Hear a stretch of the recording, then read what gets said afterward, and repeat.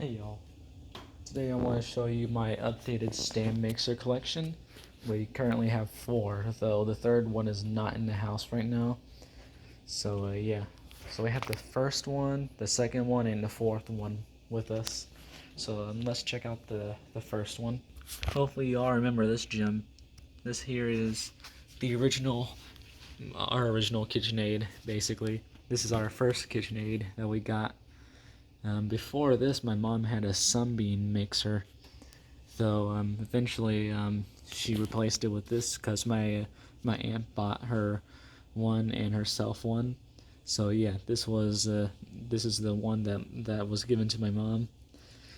So yeah, it's tucked away in the pan cabinet because we needed more space on the countertop. But one day I want to drag it back out and use it. You know, it might be the same as the other one I have, but it's very special. It's a special mixer, you know. So yeah, there's a. This here is pink. I'm going to be naming off all the colors and future colors that I'm going to give the mixers. So yeah, this here is pink and it's going to stay pink. So yeah, there's that. This thing was used a hell of a lot back when I was littler. My mom had a part-time job where she would make cakes. So she would make box cakes, which is easy. This mixer has made millions of box cakes. Probably less than that, but still, it made a hell of a lot of box cakes in its life. And it made a hell of a lot of buttercream as well. So yeah, it made a lot of stuff. It also made a lot of cookies too. We used this mixer almost every Christmas to make cookies until I got my new one. So yeah, there's that. Now it's time for a second mixer. Here's the second mixer. This here is the other KitchenAid mixer that was bought, you know. So yeah, this here, um, this here was the one that my aunt bought for herself, though she barely used it, so it's been sitting for quite a while. So in 2017, you know, she decided to give it to me because I've been wanting a blue stand mixer. So since this one was blue, she gave it to me. So yeah, this here is very, very strong, even stronger than the other one because this one wasn't used that much. Alright, I'm back. I just had to stop recording because my family came out, so I wasn't alone in the kitchen anymore. So yeah, but everybody's asleep now, so I can finish this now. So this here is my KitchenAid. Just a little reminder, this was my aunt's KitchenAid. It's very powerful because it was just sitting around for years and years. So this thing just trucks through anything really. We don't have any hub attachments for both mixers, sadly. So maybe one day I'll get one. So yeah, this here is the same mixer as my mom's pink KitchenAid, but this one's just blue. They're both artisans. This one, I got a glass bowl for it. It fits on both mixers since they're the same. So yeah, this here is actually the third mixer I got, but I consider it to be the second because the first mixer was my mom's KitchenAid. The second mixer I'll reveal later, and the third mixer is this one. So I like to consider this one to be the second mixer, and the mysterious other mixer to be the. All right, actually, you know, hold on, turn off my light. All right, so here is the mysterious next third mixer that I actually got before the blue KitchenAid. You guys probably not remember this, but I showed off this mixer once. So yeah, I only have I only have one picture of it. So I plan on making a full-fledged video of it in person when if my grandpa lets me in his shop again. It's been quite a while since then. So yeah, feast your eyes on the Hobart C210 10-quart mixer. So as you can see, this thing is definitely not new. It's anything but new. It's very old. You can tell its paint is chipping. It's missing a lot of its paint actually. It's white, which very old Hobart mixers were painted white. That was the early Hobart mixers. Then they started painting them gray. So yeah, like white was Hobart's original color, I guess. So that's how you can tell it's old. And then just look at it. You know, instead of there just being one big base that holds a head, there's actually like two little legs, or I mean two long legs that hold up the head and lift up the lifting mechanism. You know, the thing that the tab was going to shut off. You know, the thing that lifts up the bowl. So yeah, um, I got this back in 2016 or 17. I'm not too sure. I forgot to tell y'all, but I got my blue KitchenAid in 2017. I'm pretty sure both those KitchenAids were made in 2003, so they're still doing pretty good. You know, they might have been made by Whirlpool during that time, but you know, they serve they're serving they served our purpose, and they're still doing that. They're still around today and stuff, and still doing good. So yeah, this here is by far the biggest mixer I have. It's sadly not in use right now. It's currently sitting in my grandpa's shop, far like a few miles away from my house. So yeah, it needs restored. It works, but it needs new gears or just needs new grease because the planetary the beater attachment thing, the thing that spins basically that I kept on I forgot what it was called, but you know what I'm talking about hopefully. That thing, it spins, but it barely spins. It just starts spinning, and then it just stops and stops over and over again. But other than that, the motor runs fine and stuff. So yeah, all we have to do is give it a new paint job and other things like new gears maybe. Um, Hopefully it's just grease because I don't want to buy new gears. So yeah, I also need to do work on the bowl and buy new attachments for it because it only came with the the beater and the whisk. The beater is not the same size beater that is used for 10 quart Hobart mixers. It's a smaller beater. It's similar to my N50. It's used. I think this here you're able to put a 5 quart bowl or a 6 or 7 quart bowl. I forgot, but you're able to put a smaller bowl on this mixer. So yeah, I think that's what I got instead. And you know, instead of getting the actual normal paddle attachment, I got the smaller one for the smaller bowl. So yeah, I had to buy a normal C210 paddle and a new whisk as well, and maybe a dough hook. Um, I don't see myself making bread dough in this. Uh, I got Hobart mixers, but their main use is not going to be bread doughs and all that stuff like every other person who owns a Hobart. Um, we mainly do our bread dough, pizza dough, and stuff. Like if we make bread dough or pizza dough, we usually make it with the KitchenAid because they have dough hooks, and this Hobart here doesn't have a dough hook, and Hobart N50 I recently got doesn't have a dough hook either. But I'm fine with that. The KitchenAids are able to handle that pretty nicely. So yeah, I don't think I need a dough hook for that. So I'm just going to use this mixer for big batches, like on holidays and stuff, because normal size batches, just single batches of anything really, it just won't perform that well because it's a big mixer. You need more things so paddle, whisk, or dough hook, whatever you're using, will thoroughly mix all that stuff together. So yeah, um, when me and my grandpa start to when we start working on it, I plan on painting it copper because I wanted something a little orangish, you know. No, I have stuff on my teeth. I forgot what they're called. Sorry. I have blinders, so if I sound a little weird, then that's the reason why.